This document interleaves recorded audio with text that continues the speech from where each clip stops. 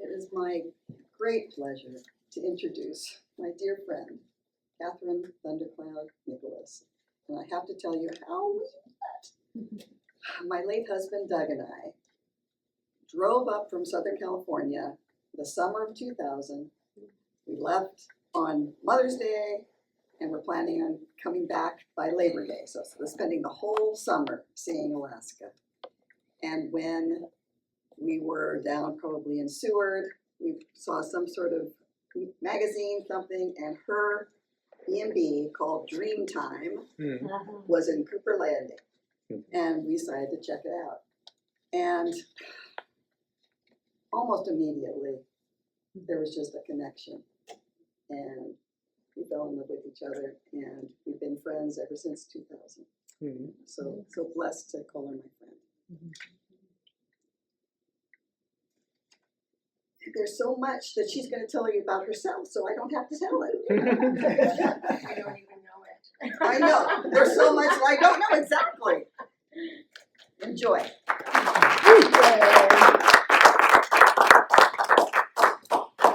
Thank you, everybody. Wonderful to see your faces and for showing up today on this beautiful fall day.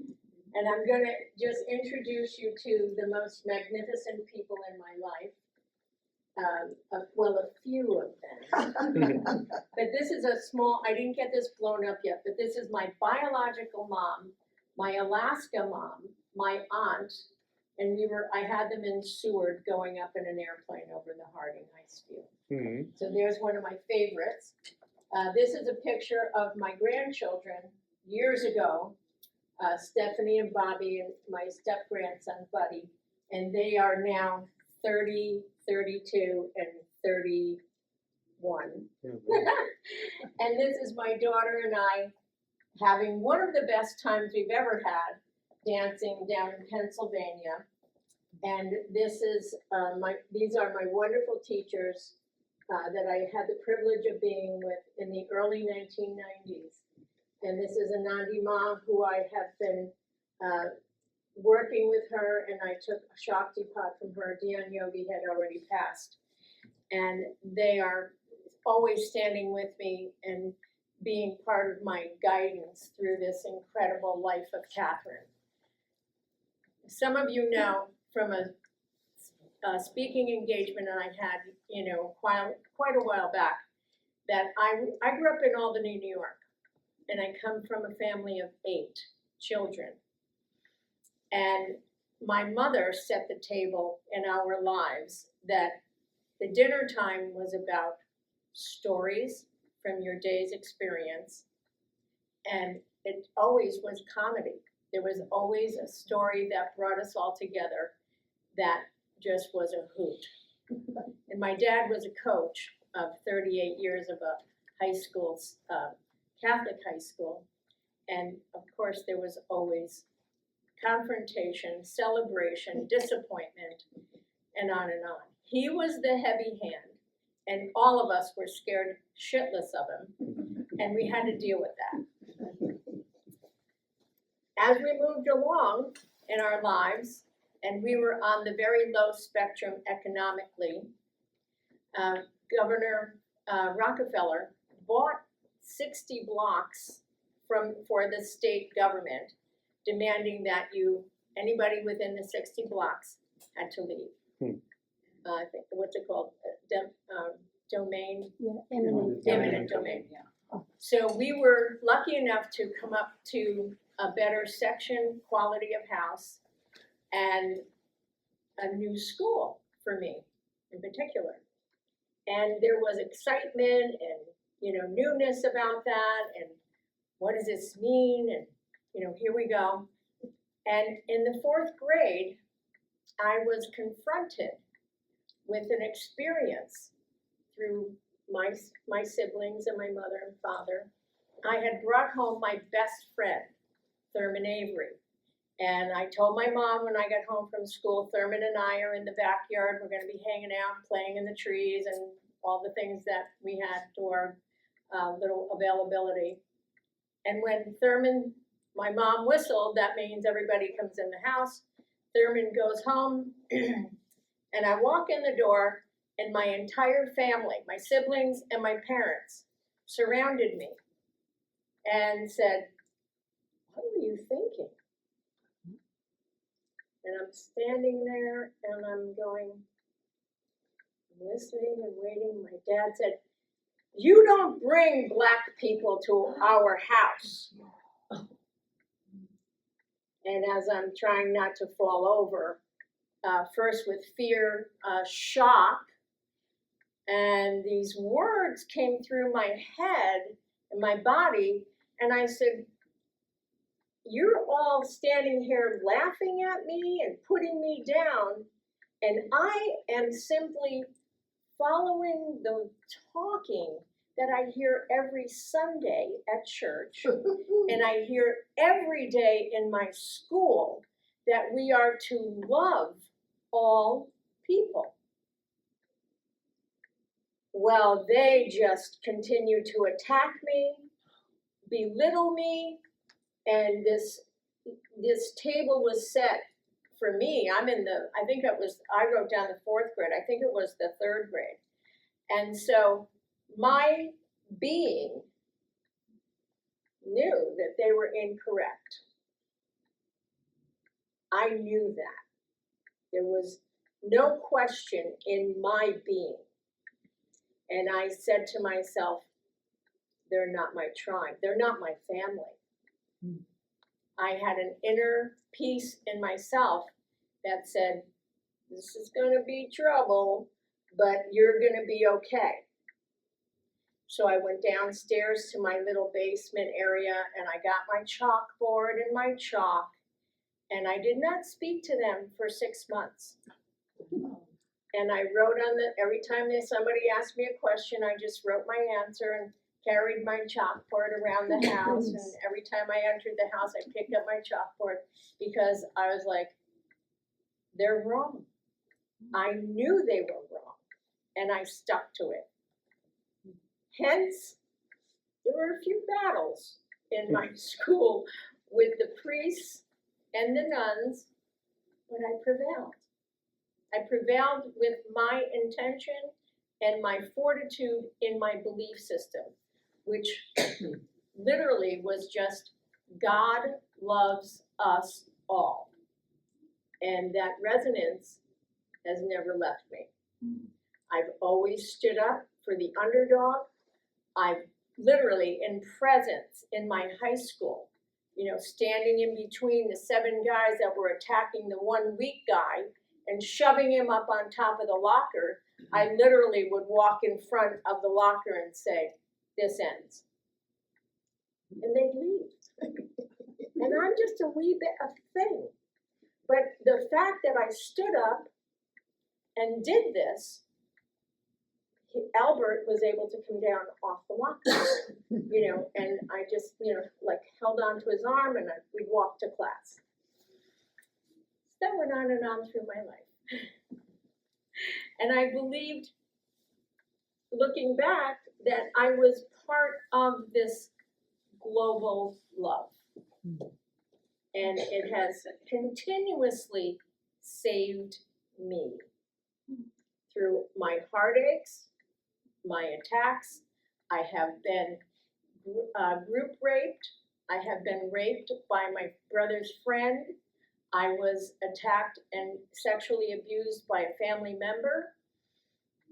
And I came through it with forgiveness, addressing each experience with my truth, and being able to attend each person that did this to me afterwards. And sometimes it was way afterwards. But I ran into a person, a guy that did that to me, and I said, "Do you remember me?" And he was like, "No, no, no." And I described myself the night of the attack, and then he broke out in a sweat. And I said, "Hang on, buddy." I said, "You know what? You did something wrong, and I'm standing here to tell you, you don't ever do that again. I forgive you because of your ignorance, because of your pain and suffering I know nothing of. But this has to stop." this behavior has to stop. And he was sweating because he was like, is she calling, I could hear his brain. Is she calling the cops? You know, what's going, and I'm like, I'm out of here, right? Goodbye.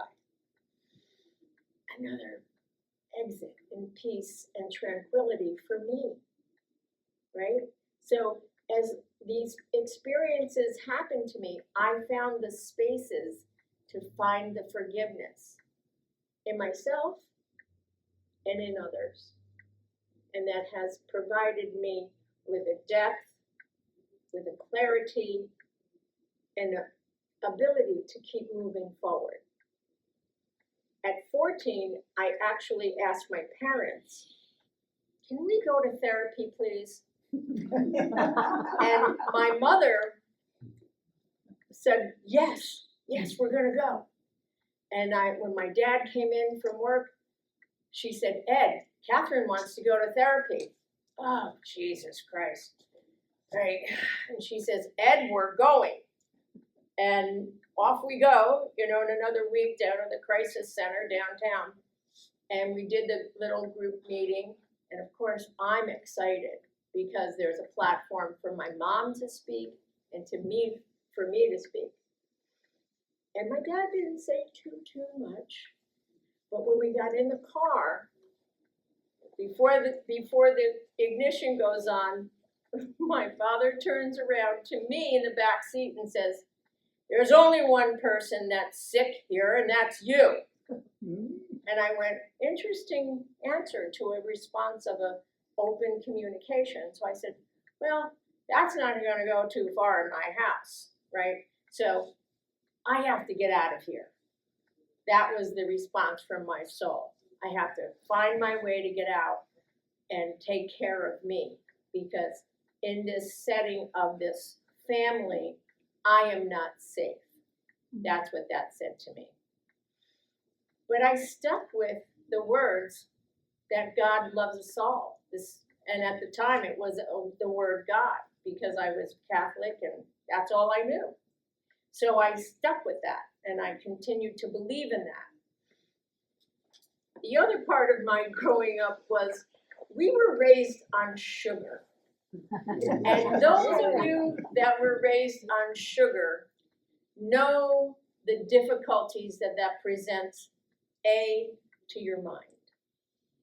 Your mind is not at a full capacity because it's constantly being diminished by your chemical substance. And that was a very interesting ride to understand myself and why I would have these hypoglycemic reactions after I ate a half a piece of bread. I just couldn't think, I couldn't move, and oh yeah, I'm falling asleep. Nobody in my family noticed it. It wasn't part of their observance, and that took me right out until I was in my 30s, that somehow I got a little piece of information from, I don't even know who, but it helped me to identify the swings and the patterns that were taking place in my body that weren't good for me. And then it turns out, oh, by the way, it's not good for any of us, right? Moderation is always the key. So that was a very interesting aspect of my family dynamics because, and I'm telling you, breakfast was a hot cocoa with sugar. Lunch was a half a piece of bread with tuna fish. And dinner was, after dinner, it was ice cream and Hershey bars 7 nights a week. So it was always there. I found myself married and pregnant at 17. Hence, my daughter, who is now 52, and she brought us my grandchildren, who are now 32 and 30, and they both each have a child now, super young. Well, Isabella is 9, and the other one is just 2. I had the faith in myself at the age of 18 to recognize that my husband at the moment turned over a leaf in front of me that was a womanizer and a drug user.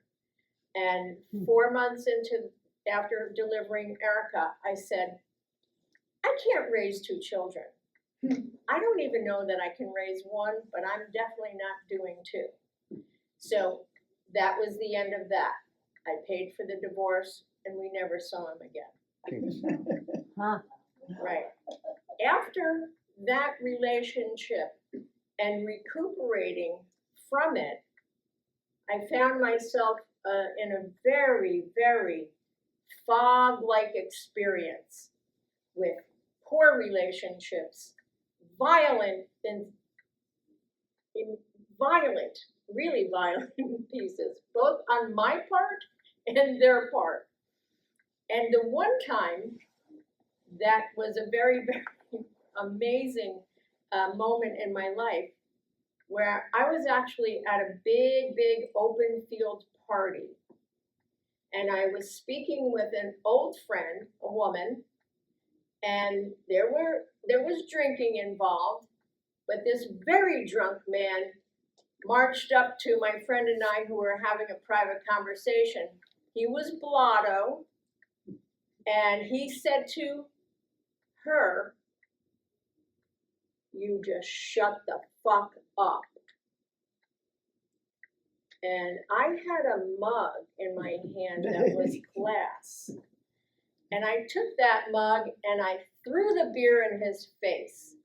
And I took my friend's arm and I said, let's get out of here. And the next thing I know, this crazy man pushed me.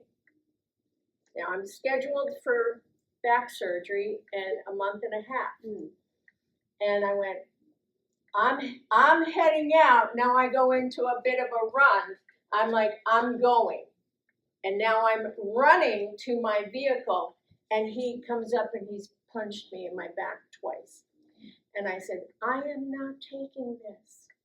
It was a voice that came way out over here. I said, I'm not taking this. And I literally did this.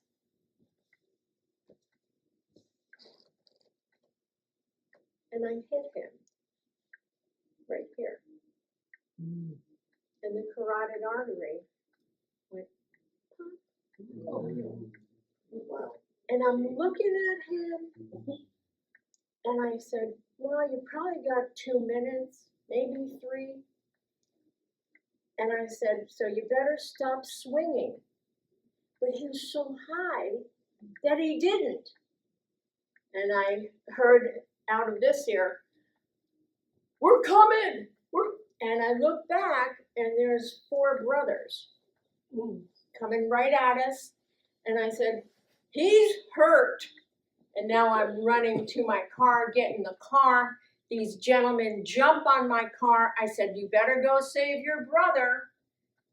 And 2 jumped off. I had to swing my car around like in the movies to get that one off the car. And I go home.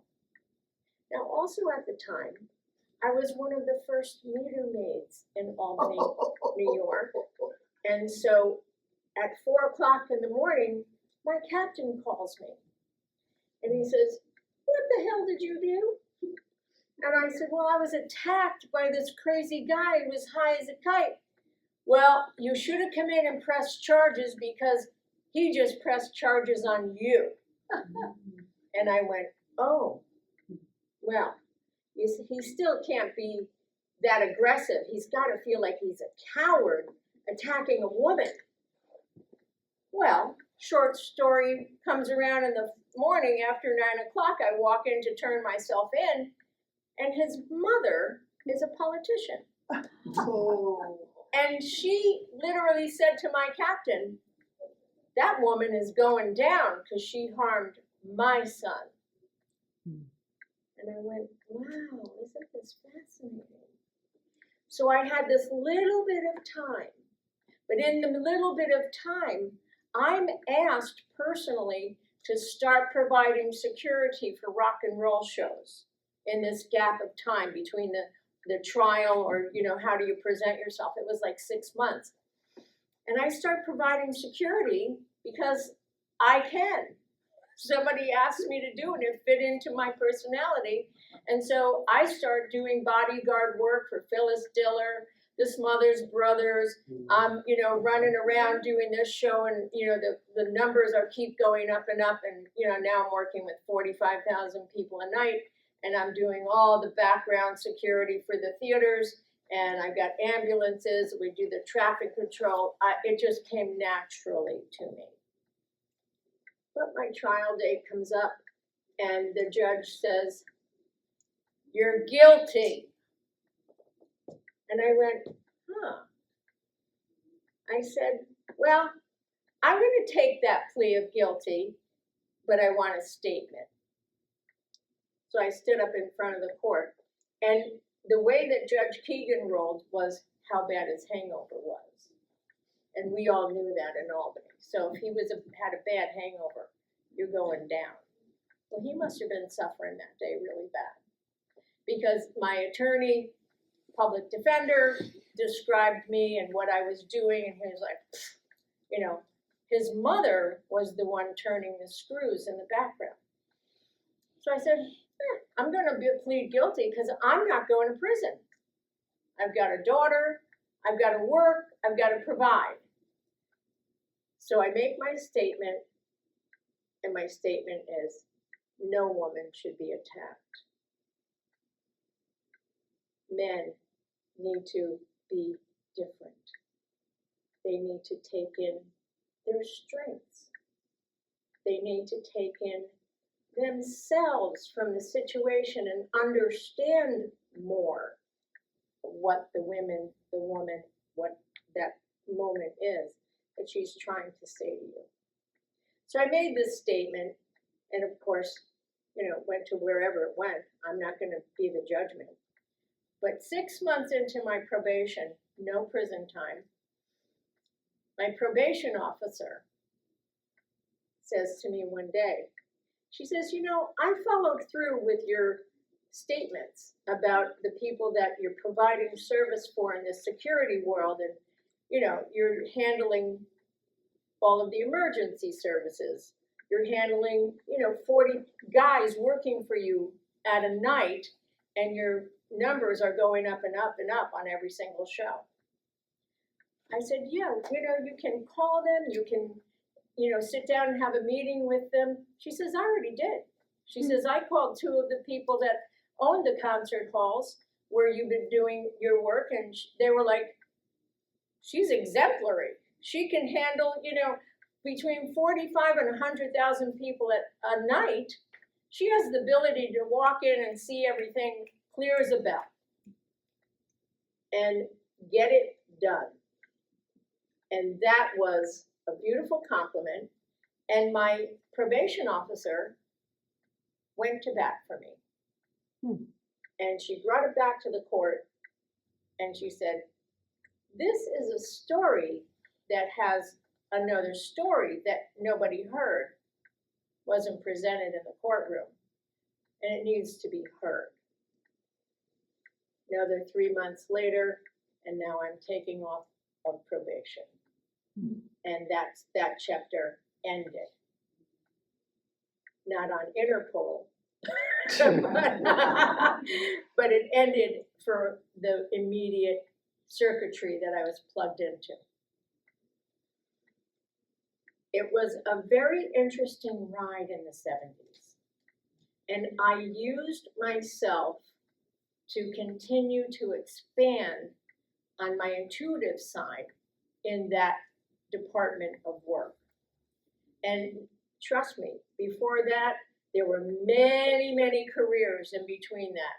The waitressing in some of the greater places on the East Coast, the Savoy Lounge in particular in Rome, New York, where in 1975, I'm making $500 a night. Woo. Unheard of. And it was a little restaurant, but it happened to be owned by the Mafia Destito family. And man, did I learn a lot through that restaurant. Keep your mouth shut. One of my other jobs that I had for a year in Schenectady, New York, was my sister calls me up one day and she says, Kat, there's an ad in the local paper. They're looking for a cook down at the rectory, a Catholic rectory.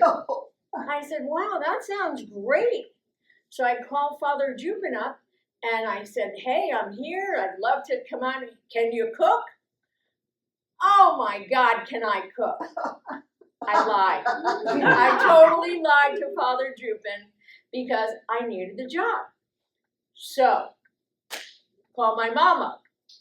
Mom, I need you every day from 3:30 to 4:45. Will you work with me? Of course I will, Catherine. Gravy? How do I make gravy? How do I make a roast? How do I do dumplings? My mom was my Betty Crocker recipe book. And it was magnificent. Until we got a piece of meat one day that was left out on the table. And I'm standing there and I'm looking at this meat and he says, cook it as a roast. Okay. So I'm preparing. My mother's like, yep, do this, do that, do that. Well, at 4:45, I pull it out of the pot and I go to cut it, and I literally can't even get the fork in to pierce it to cut an edge. Of course, I call my mother and she's like, I have no idea what to do with this. I said, okay. So I go, ding, ding, ding, Father Jupin, get down here. He comes in the kitchen. I said, catastrophe, you guys are going to eat at Burger King tonight. And he goes, what happened? I tell him, and there's the roast. I said, I can't even get a fork in it. So he's standing there, and he's trying to cut it, and he can't even do it. And then he sits down next to me, and he goes, oh, dear God, where did I pull this from? He says, I pulled it out of the freezer. He says, it was so big, and now I know. He said, the maintenance man went hunting last fall, and it's a chunk of bear meat. Now, any of us up here that have had bear meat, you do know that you have to marinate it for 7 days. And in between that, you have to pound it. And you have to season it for 7 days. And then you can cook it. So laugh like hell. And yes, they went off to Burger King and had delicious food from Burger King. But I will never forget that. Now, going back to my youth times before the therapy day, I used to sit on the corner with a dear friend named Kim Presky. Kim was always being invited by the local gentleman to go fishing and hunting. And I was always like, oh my God, I want to go with you. I want to go. And he was like, maybe they'll ask you this week. Maybe they'll ask you. Never. I was never invited because I was a girl. Simple as that. So Kim and I used to sit on this corner and we used to chat, over the years. And I always came back to my dream. And I was 9 years old. And I said to him continuously, I'm going to live on a lake in the mountains in Alaska. Starting at 9 years old. Now, careers, crazy marriage, 1 daughter, crazy times, alcohol, just problematic, sugar, problematic. There's always a little problem. I worked hard at trying to find my way and keeping my way on a steady course, but it wasn't easy. I also had a job as one of the first meter maids in Albany, New York. There were 10 of us. And I had this little problem. I had the problem of giving out tickets to our people that are working. I was like, this isn't fair. They're trying to really scrape and get things going in their lives, and we're giving them $15, $35 tickets a day? That didn't compute in Catherine's head. So very nonchalantly, I said, I'm not doing this. I am going to just give out the tickets for handicap, double parkers, red zones, and that's it. Well, I started coming in with a stack like this, and my other 9 fellow leader maids were coming in with stacks like this.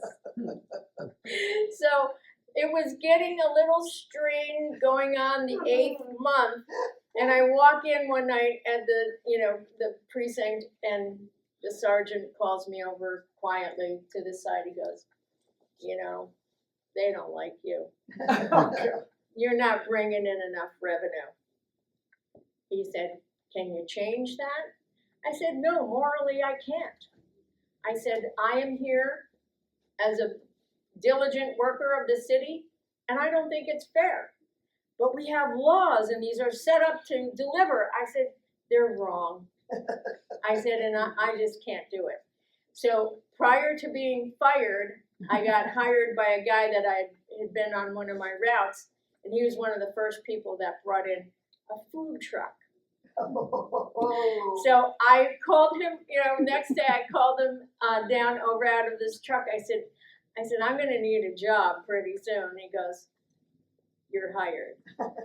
So I took that job, and I learned another lesson about gambling at the Saratoga racetrack. So every morning, this is all summer long, I had a car pull up to my truck, and the guy would go, honk his horn 3 times, so I knew who it was. I was instructed to do this by the food truck owner. 3 times on the horn, I run out and get a piece of paper. And the piece of paper says who's coming first, who's coming in second, and who's coming in third. And I said, oh my God. So not only am I supposed to hold it for my boss, but Catherine says, I'm going to make money off of this. So I call my boyfriend and put $50 on this, put $50 on that. And I came out at the end of the summer with a really nice chunk of money. So the way the world works is very, very interesting. And it has multiple sides to everything that we come in and out of. How you use it and what you do with it is always the challenge. Are you going to stand up for yourself? Are you going to stand up to for the people that you're working with? Are you going to flow into that chapter that's a little edgy, right? Are you going to play it well? How are you going to do it? I also got into, from my experience in the court system, my rage was out here at the defunctness of how my little case was handled. I was like, I didn't have a voice there. Nobody heard me. The judge is drunk. All of the sergeants know about his drinking, and everybody's just going with, that's the flow. Well, my anger went up here. So I said, Catherine, how are you going to cope with that? What are you going to do about it? Well, I'm going to put myself in college. So at the age of 28, I started going to college for security administration. And the other side was legal enforcement. That led me to meet Marilyn Green. Marilyn Green was the first female private investigator in the United States. Marilyn Green took me under her wing, and I learned from her about missing persons. And my case studies with her were just mind-blowing. She had already had a system down, and it worked very, very well. So well that people from all over the world would contact her. And what was taking place in that era was that the beautiful blonde girls that were hanging out over in Hong Kong or heading over to Egypt or these other wonderful countries that really didn't think kindly of women, they'd go missing. And Marilyn decided in her years that she had a job, and the job was to get these young women back. Now, I never went out of country with her, but I studied with her and I helped her in preparation for her deliveries to get out of the country. She had her own group of SWAT people, and I will not share with you the horrific stories behind what she found, but I will tell you this, that as a woman in this world and in that time, she was one of the greatest warriors that I will ever know. Because she was successful, she got many women out of there, out of these spaces and places in many different countries. And I am super proud to know this woman, to have been with her, to have her show me these things, and to learn with her. That, from there, she introduced me to a PI in the New York area, and he totally took me in. He said, "I'm hiring you." I said, "Great." And, I'm hiring you at $35 an hour. You're going to do all surveillance for me, and we're going to do medical insurance fraud. So that started me on this road, right? And then fell in love, fell in something with a guy that I thought would be great to travel with. And he's a motorcyclist and he's a veteran. And I've got ideas, and I want to do things, for veterans and for women and, charities. And we get married because I was really bored, it really comes down to. And invite him into my home. We get married, and 3 months into the relationship, I say to him, "Let's walk to the calendar." We get to the calendar, and I said, "Therapy by yourself, therapy, the two of us, or therapy with my daughter, family therapy." I said, 3 months, here's the date, we have an X on it. If you, because it's your choice, you have to make the decisions, and then we follow it together. And if not, on this X, you're moving along. So we come to the calendar of 3 months later, and he walks in from work, and I say, "Come to the calendar." And he walks over, and I said, "Do you remember this story when this happened?" I said, "And here's the sheet today. Here's the X. Bye-bye now." And he looked at me. "Are you serious?" I said, "Yes. I expressed myself very clearly. I said, I have boundaries. I stick with them. And so be it. Bye-bye now." So out the door, he's screaming and taking his things, and I went into an attorney's office in all my motorcycle brown leathers, and I get seated in front of this attorney that I only knew via the media, but he was the best. And his secretary said, "He has 10 minutes. I said, "I need 5. And I walk in front of him, and I say, "Do you barter?" And his jaw's dropping down to the desk, and he says, "What do you have that I want to barter with?" And I said, "I'm a private investigator." I said, "So I'll work for you till my bill is paid off. I need a divorce." Oh my God. Okay, deal. A year later, divorce, bill is paid off. He says to me, "Catherine, I want to keep you." I said, "Fabulous. I need the money. I need the job to continue on."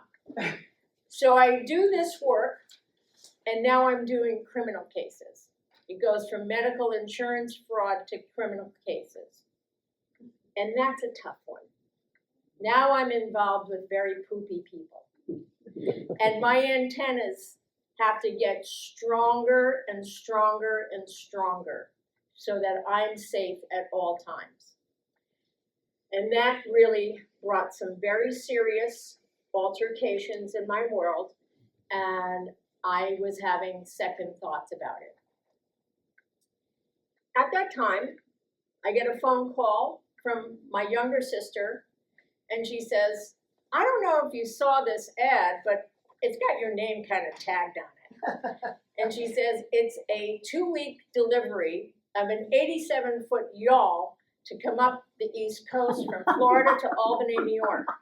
And I go, I've got 2 weeks vacation. I'm going to do this. Mind you, I've only ever been in a canoe. Oh. Yeah. Woo. Right? So I call the number, and the guy says, we'll meet you on Tuesday at such and such a restaurant. We'll see you there at 1:15. Great, that all works for me.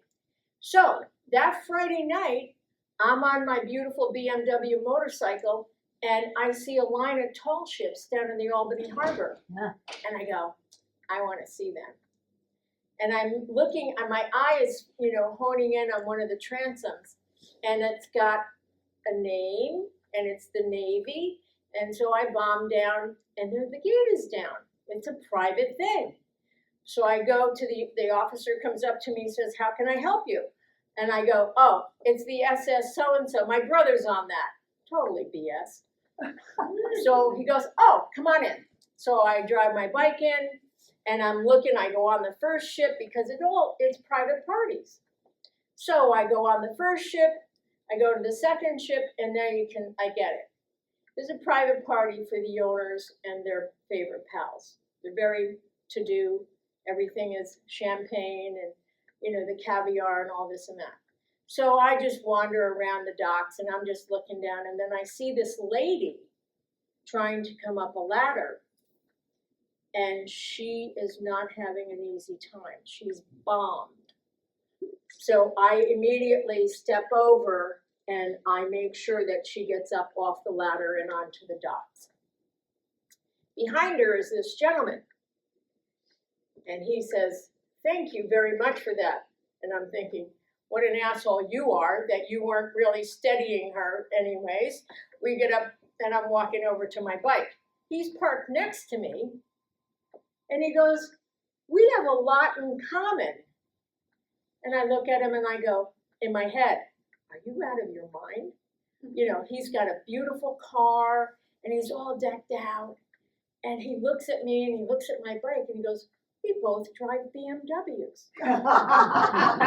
And I go, I prefer 2 wheels, the little cocky Catherine, right? And I go, whatever, in my head, whatever, bye guys, see ya. And I want to get out of there. Tuesday, I go to my appointment. Oh. Sitting at the table is that gentleman. And I sit down, and he goes, oh my God. And he goes, we just interviewed 180 people this past week. He said, you're hired. And in my head, I'm thinking, I've been in a canoe. And they hired me.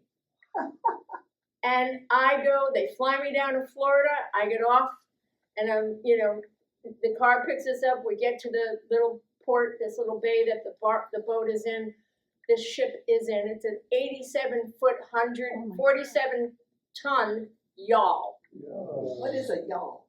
A really big ship that has 3 sails, and the steering wheel, right, the big wheel, is in what we call the back of the boat. Okay. And it's very old.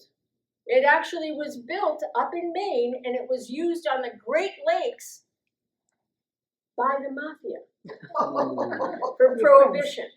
So it has a lot of history in it, a lot of history. Well, we spend the first week working the best we can to fix it so that it actually can sail. So we did a lot of, painting and making sure the lines are all intact. And the funny part about it was the captain would say one thing to me, and it was set in stone. I knew exactly what he meant. I knew exactly how to handle the lines. He showed me one knot on how to secure the boat on the docks. He showed me another knot, and they've set in stone. So I'm watching myself, and I'm, going to bed at night going, that was really weird. That was really bizarro. But I'm, going with it. Now we set sail. We go out of the bay. And the first day, this invocation takes over my body, my mind, my body, my heart, and the words that came to me through this method, this entity, this being, my other self, my deeper self, many people have many words for it, were, Catherine, be quiet. That was a part of Catherine's world that never happened before.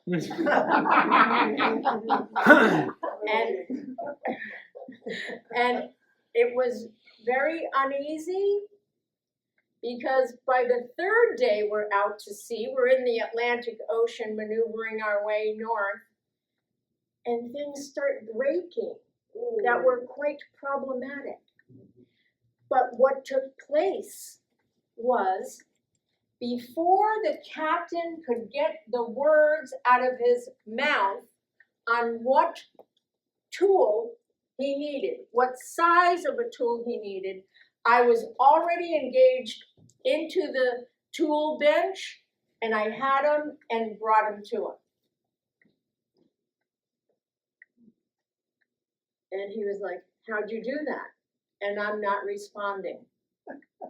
And I am again going down to the toolbox when the drive shaft stopped working. And he is yelling, and I am just casual as can be, and I am meeting him at every minute with every single tool that he needs to fix the issue.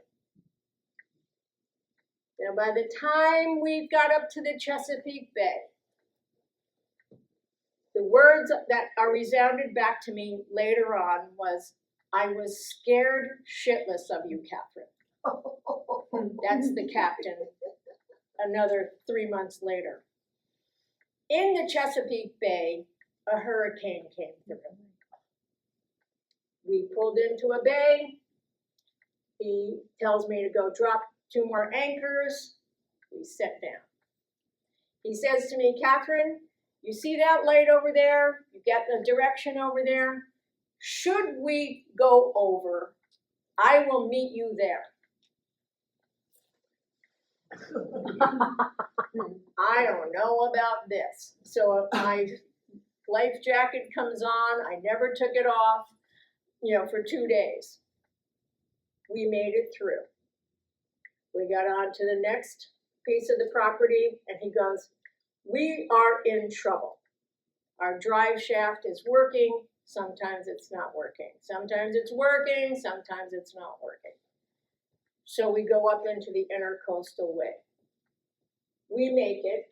There's a few more stories that happen in there, but we made it. We get to New York City. The winds were so intense and our drive shaft was so problematic that we were blocked at the Verrazano Bridge. And we tacked for 8.5 hours trying to get into the Buttermilk Channel. And people were constantly calling us from these high towers. And once in a while, the captain would go down and say, stop calling us, we're working. And they're like, but you guys are so great, you're getting the boat in. Well, we didn't. We got to the Statue of Liberty, and we made the decision, we just drop anchor as far off to the Jersey side as we possibly can and rest. So I go down and I open up the last 3 cans of beans and I put them on our plates, and there was another guy we picked up somewhere in the Chesapeake area, an old friend of the captain's, who turned out to be a drug runner That's another story. And we eat our last 3, I got 3 tablespoons in my mouth, and we all fall over. We're dead asleep because we've been working for 9 hours tacking this ship. Until I hear, "Ooga, ooga," and my head went, "We're dying in the Buttermilk Channel in New York City by a garbage scow." No, that can't happen. I am the first one on deck. There is this monster Irish sergeant on a boat going, "Yo, lady, you can't park that thing here." And I went,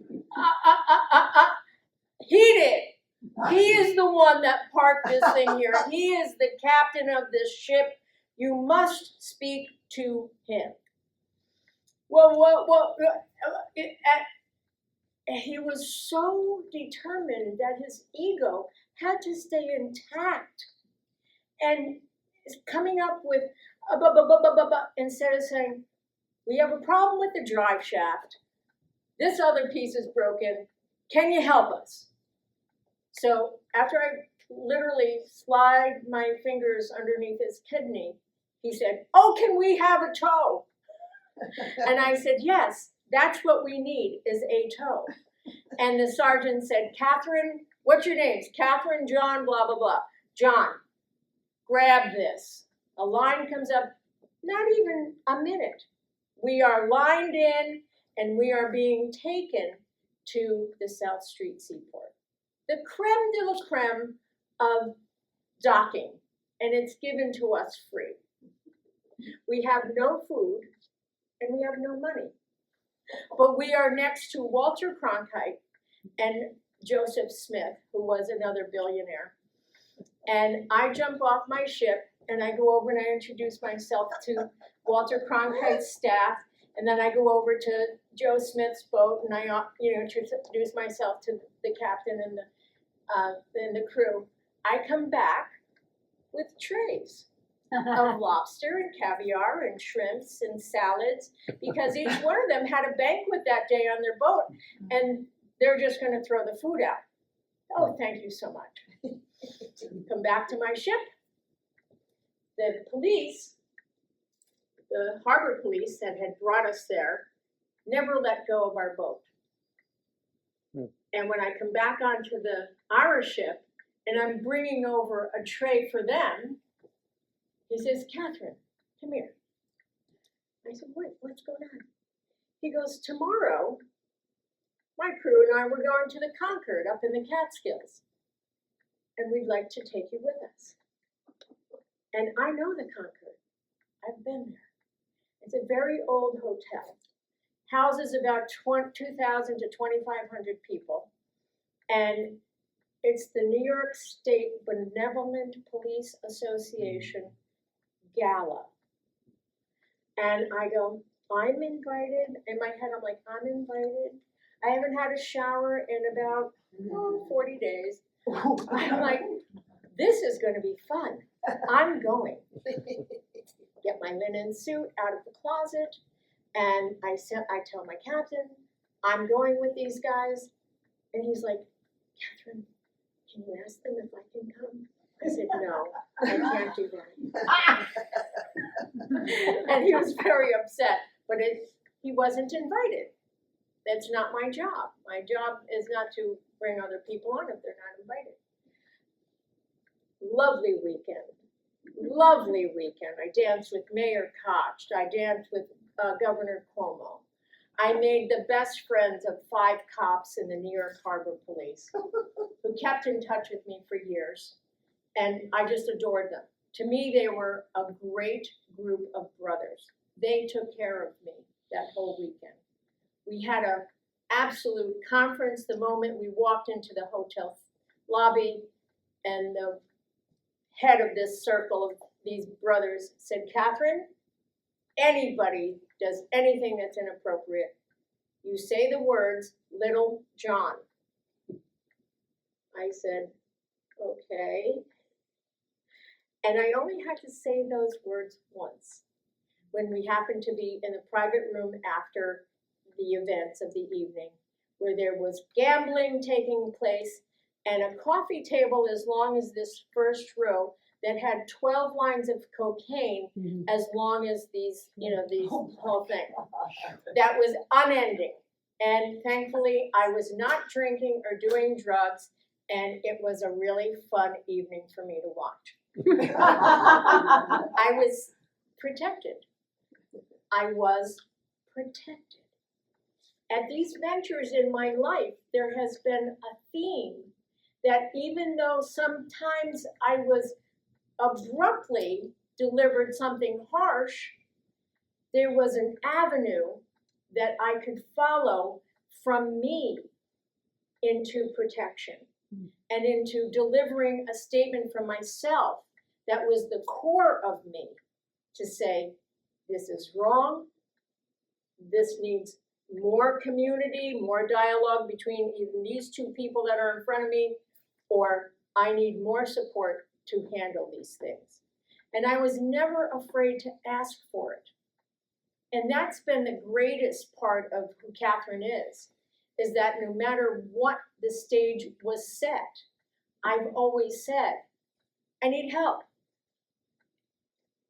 I need help. And the help would come.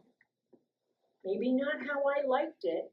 Maybe it was challenging that I had to face something about me that I had to adjust, that I had to turn the dial to, that I had to open another doorway in my mind and in my heart so that I could find a place of balance that I could communicate with, that I could feel in my heart was profoundly correct.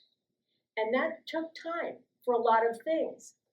Nothing is ever just handed to you, or if it is handed to you immediately, what a gift, right? I was gang raped going from South Carolina north to New York after looking for my husband in that very early stage of me. And I was picked up by one gentleman. And he said, where are you going? And I said, New York. And he says, no problem, I just got to stop at my sister's house and get some money. We pulled in the U-shaped driveway, and 5 guys jumped into the car. And they took me back about 25 miles off the road and sand dunes, and they all raped me. And then they were tearing up a shirt to string me up to a tree where they would definitely have killed me. And I said to them, I have to say something to all of you. And I said very calmly, I said, I hope and pray that this action today will never happen to your wives. I will hope and pray that this never happens to your daughters, your mothers, your grandmothers, your sisters, and all of the people to follow us from here on in. They all stopped. They moved away from me. They huddled. They talked. They came back to me and they said, get in the car. I said, oh, interesting. I got in the car. They come all the way back out to 25 miles and they go, get out. Okay, so I took my little satchel, I stepped out of the vehicle, and I said, excuse me. I said, hang on. I said, my name is Catherine. My name is Catherine Nicholas. There will be a day when you hear that name again. We will meet down the road. God bless you all. And they drove away. 20 years later, on Oprah Winfrey's show, she spoke those words. And I was like, how'd she get them? Because she had many rapes in her life from her dad and an uncle, and she invoked those very words. And that depth that I carried that day, and the depth that she carried in her journey, is about forgiveness. We go through this lifetime, we have these incredible meetings with people. Some of them are so horrendous, some of them are so painful that we know that we carry them through lifetimes. And what our consciousness is doing in this lifetime is saying, we don't have to do that anymore. There's a space in ourselves that is so deep, so unending, and so filled with love that it embraces our cellular beings, and we can actually transform through forgiveness lifetimes of pain and suffering. In my work, where I had always worked on my friends and my life, I started with my daughter. I worked her feet every single night we were together. It took me years later to understand she's a Pisces. Of course you work their feet. That's how you ground them. That's how you keep themselves, they keep all their energies moving, is by working their feet. Well, that worked for a long time for her. And I'm so grateful that I had the intuition as a mom to do that with her. As I moved on into the 80s, I started just working on more friends. I left the area when I came back from that boat ride that was supposed to be 2 weeks and turned into 3 months. When I hit the Albany port, I was told, you must leave. You can no longer stay here and think that you will be able to live. There is a bad intersection coming up if you stay here. I listened to it. I got myself down to Pennsylvania. I got my daughter down there. And I went from doing my last criminal case down there, which was a murder trial, and I moved myself into carriage driving. Now, in my life, as all of you, we've had some consistent dreams in our lives. One of mine was I'd be climbing out of this river, and I'd get up on top of the riverbank. It was always nighttime, and I'd look around, and then I could hear a horse. So I'd get myself up, and I'd get over, I'd find the horse, and there'd be a wagon, and there would be about 10, 15 black people. And my job was to get them in the bed of the wagon, cover it all up nice and beautifully, and I was the driver going from the Delaware River up to North New York. And I believe it was Lewiston, New York. I had that dream my whole life. I used to tell my mom about it. And she was like, oh my God, that's so crazy. That's so wild. Here I was in New Hope, Pennsylvania, finding myself, well, the first job was bed and breakfast, cook and cleaner. But I could hear these horses at night. And I said to myself, I'm going to go over there and I'm going to barter. I'll muck stalls and I'll take riding lessons. So I march over there in the afternoon on my break time, and I said, hi, I'm 1.5 miles over there on that side of the road. Can I barter with you? She puts down the shovel and she goes, what the hell do you want to barter with? I said, well, I've never had a lesson and I've been riding horses my whole life. I'd love to get lessons. Come back tomorrow at 3 o'clock. Come back over tomorrow at 3 o'clock. We are now looking at one of those little trotter carts with a pony on it. They call them ponies, the ones that do those races. She says, jump in. I jump in and she just hands me the reins. I go, okay. off I go. And my hands knew exactly what to do. So after a 2-hour run about town, she comes back in, she says, you start work Friday night.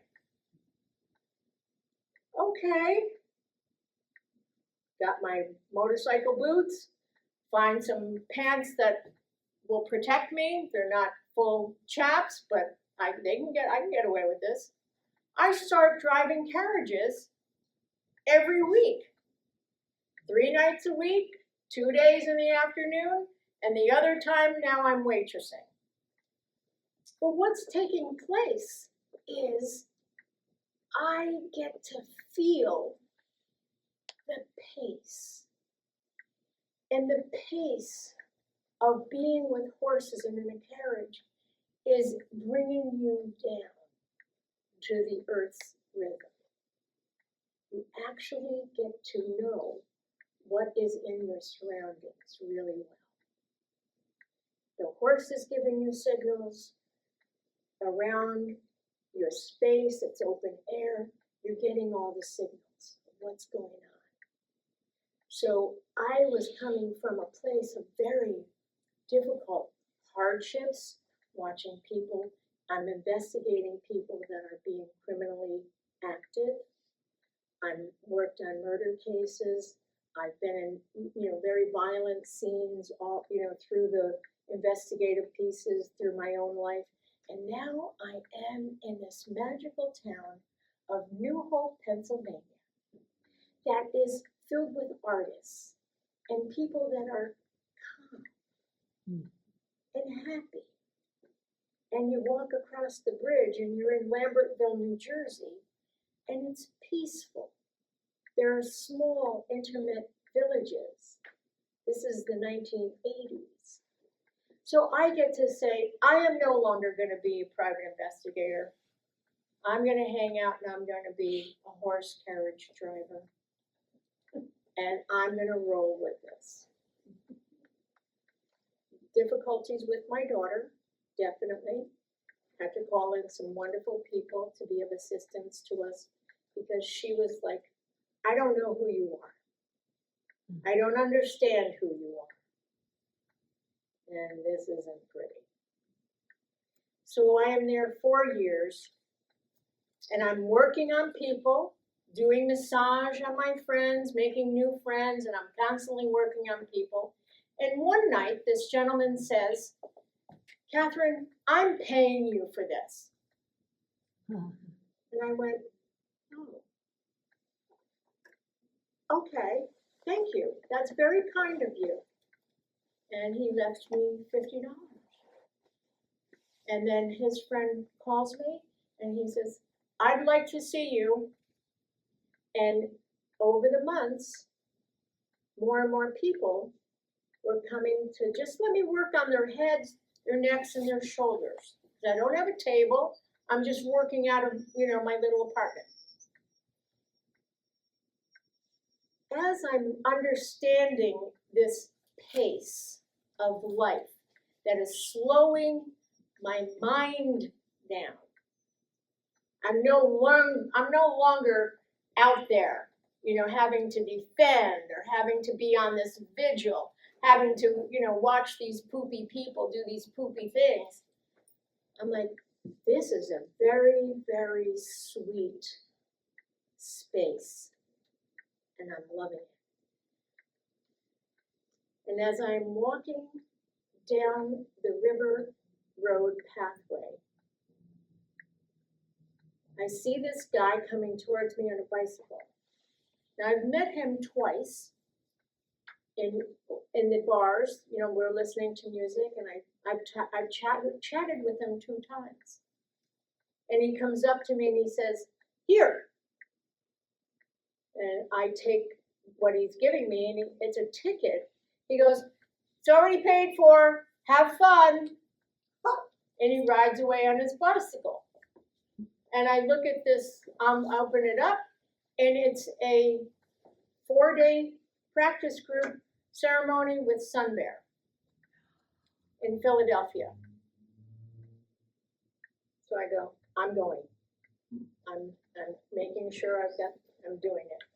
So I go and I attend these 4 days, and it was very beautiful. It was a very, very strong invocation. Many things were opened for me internally. And the next 2 weeks where I sat very quietly. And the following week, I'm walking down River Road again on the pathway of the river. And I said, Catherine, what did you used to dream as a child? Because here I was, a single parent. I was a provider. I'd had to work 2 or 3 jobs at a time to make, it all work. But where was I in that? And the question, what did you dream as a little girl? I used to dream of living on a lake in the mountains in Alaska, clear as a bell. And I went, oh my God, I did. I used to sit with Kim Presky when he'd be taken out fishing and hunting. I was always left alone. I'm going to Alaska. I'm going to follow my dream because that was the most important piece of my youth. I come home, I tell my daughter, we're going to Alaska. She said, fuck you, I'm not living in an igloo. I said, well, I'm going to, hopefully brighten that up and deliver some pieces about Alaska that you obviously don't know anything about. And that went on from September of 1988 till I left at the tail end of May. I saved $746. My girlfriends were all like, do you have your maps? Do you have your routes? And very calmly I said, I'm going to Montreal and take a left. And they were like, oh my God, Catherine, oh my God. I never looked in my glove box until I was over in the Yukon. And I opened my glove box to get something out, and there is a letter in the glove box. And the letter says, to whom opens this? These are, the people writing this are blah, blah, blah, blah, blah, blah, about 4 or 5 of my friends from Pennsylvania. Here's all of our numbers. If you find Catherine on a road and there's nobody to help her, please call us. Needless to say, my daughter would not come with me. I had to make that decision to leave her behind, which was very, very tough and painful for me. I cried for 22 years. And I got to Alaska, and I knew it was the right thing for me to do. When I got in here, I knew one person. I called him up. Him and his wife welcomed me. I stayed there for 3 weeks. Exxon Valdez had happened in March, the little problem over there. And I called them, and I told them that I was a private investigator from New York. And the gentleman on the phone said, just get here. You're hired. Right. So I had to do the 30 days in Alaska, and then I got sent over to Valdez, where I became the female undercover investigator for Exxon. Oh my God. Right. And that was hysterical. And I'll give you 2 little snippets. One day I'm riding around in a car and I'm checking out all these buildings, and in my head, the next day I come back and I'm looking at all these buildings, all the Conoco trailers and whatever they call them today, the Connex trailers. And I went, oh, there's 2 extra trailers. So I got it all in my head. I'm like, they're not supposed to be there. So why wasn't I told about it, right? Because I had the grids I could see in my office. And so I go up and I knock on the door, and this beautiful woman opens the door. She's scantily clothed, and I say, oh, hi, you're not supposed to be here.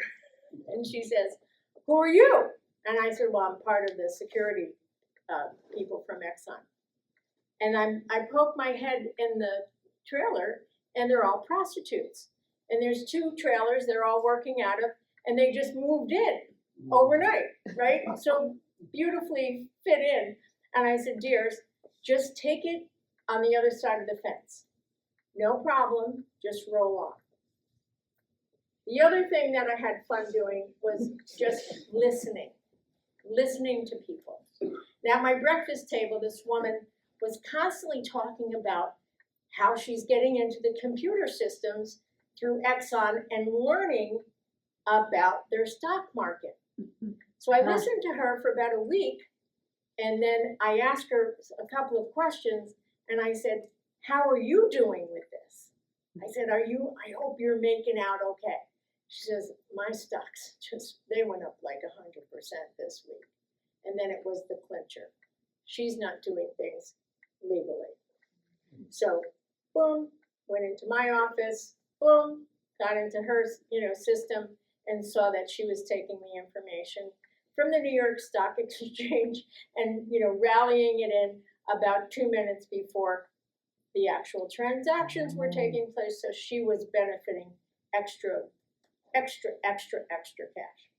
Needless to say, in another 4 hours, I had her arrested and removed. Fun experiences, very, very, very engaging with people. And again, it showed me a part of myself that taught me about, it always is teaching me about boundaries. Where do I sit with this? How do I fit in? What do I do? So between learning that there's another pace in life other than the one that you were brought into, the programming, the specific paradigm of relationships, of loving, of working with people, and the demands that that paradigm puts on us is difficult. Those of us that have been working at understanding, we have another rhythm that actually does serve humanity. And it doesn't always fit in to that paradigm. So those of us that have been working and becoming more in tune, there's a new paradigm being created. And that's where our loving entities keep growing and showing up and being the best we can be. Now, as my career moved along and I literally gave up all of the other pieces of myself to just be a therapist, a body therapist. I started out in Alaska as a massage therapist, but as what took place in Pennsylvania kept taking place, I would touch people and they would have experiences. They would see things, they would see colors, they had colors radiating through their bodies. They had streams and waves of energy running through their systems. Now, for 3 or 4 years, I did not say one word because I did not have the words that I felt 100% to respond with. It wasn't until I had my own cathartic experience with a woman who was trained recently in polarity therapy. So when we got done with my session and I had this truly unprecedented experience, I had white light that she could see coming out of both my hands and out the top of my head and out my feet. And I felt completely void of anything after the session. The session was 3 hours long, and it left me in such a state that I was transformed cellularly. And when I said to her, who taught you, because what you're doing, this point work is exactly what I've been doing, and I don't know what I'm doing. I don't know the name of it. I don't know if it has a name, but I've been doing it, and I know it's correct. And she said it's polarity therapy. So I immediately called the teacher that she had, and I don't have a picture of him, but Maruti Seidman is someone I called immediately, and I went to his very next weekend seminar. And Maruti introduced me to Dhyan Yogi and Anand Diman. And I went directly and met with, he had just passed, but I met with Anand Diman in California and took Shaktipat with her. And because Maruti's traditional methods of polarity therapy, which come from India, which have thousands of years of history in healing. And Maruti said to me, Catherine, at our very first meeting, he said, you already know what you're doing. You're doing it. So, just follow this and do this and follow this and, continue to support yourself and do what you want to do with it.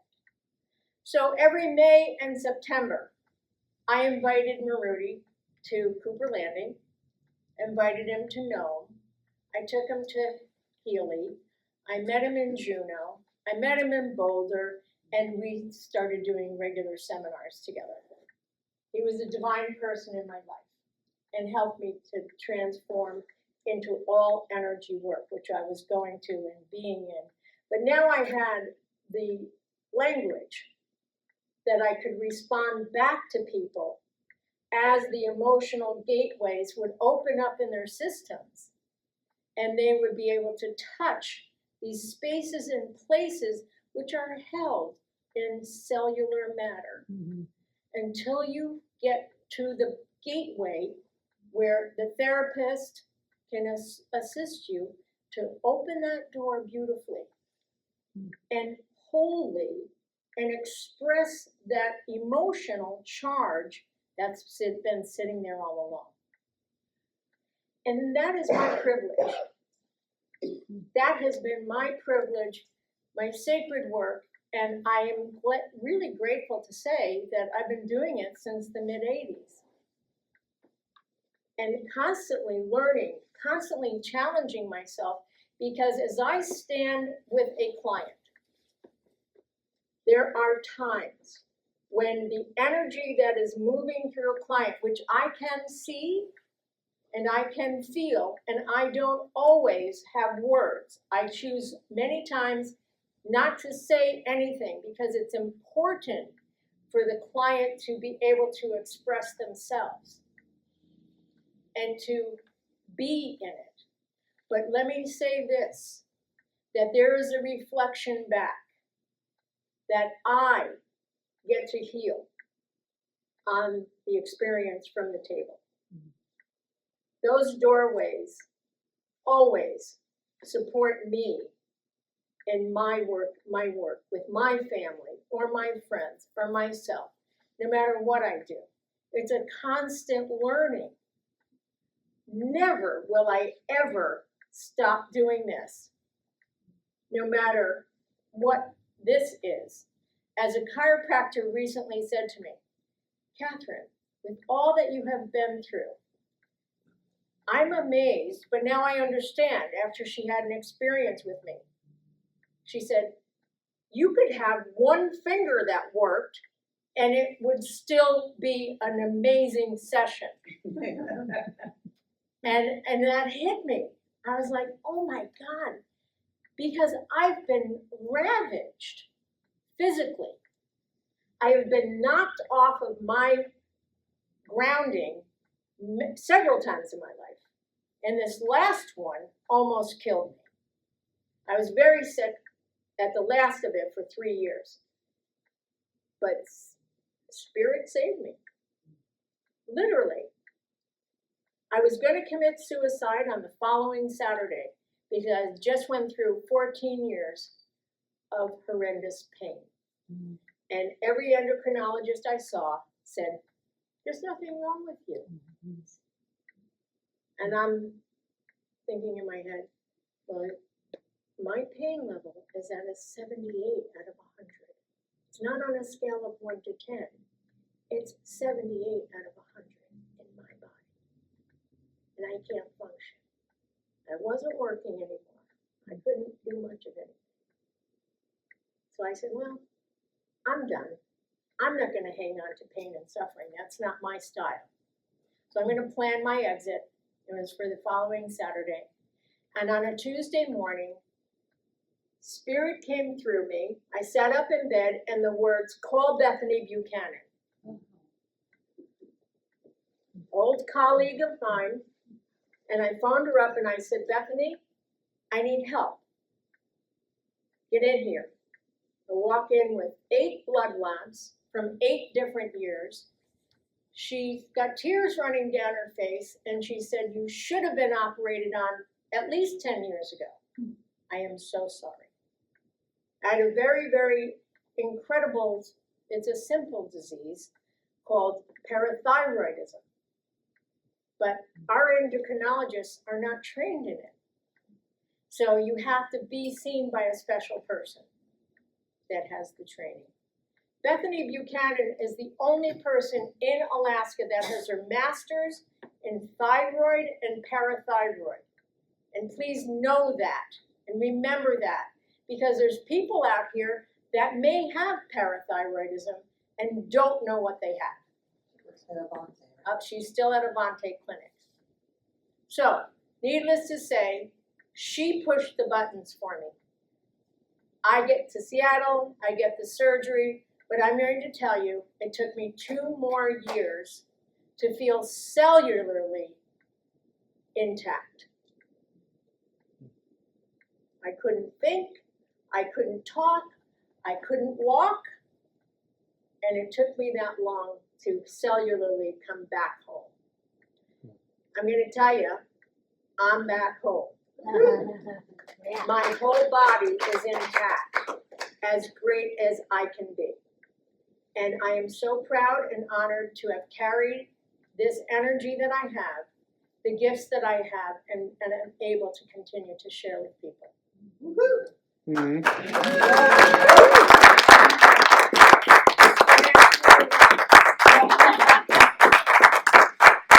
you, everybody.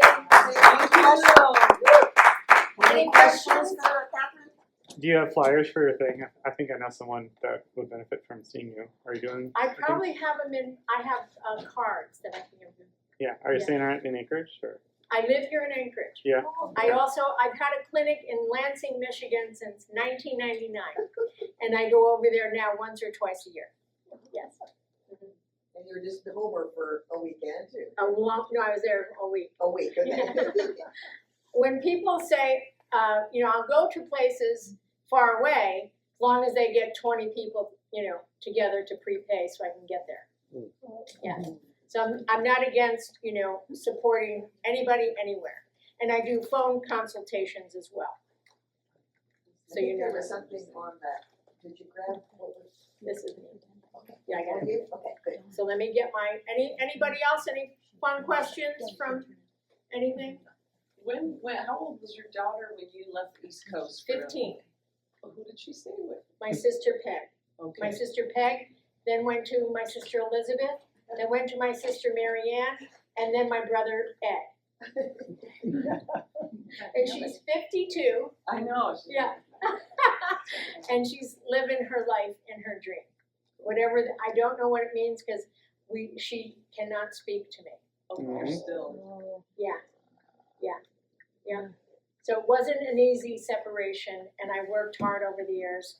And we did talk for a long time, but and I had her kids every summer for 7 years, for the whole summer. So I got to be grandma in a beautiful, beautiful way. Mm-hmm. Good story, thank you. Yes. You're very welcome. Thank you. Woo! That's awesome. So you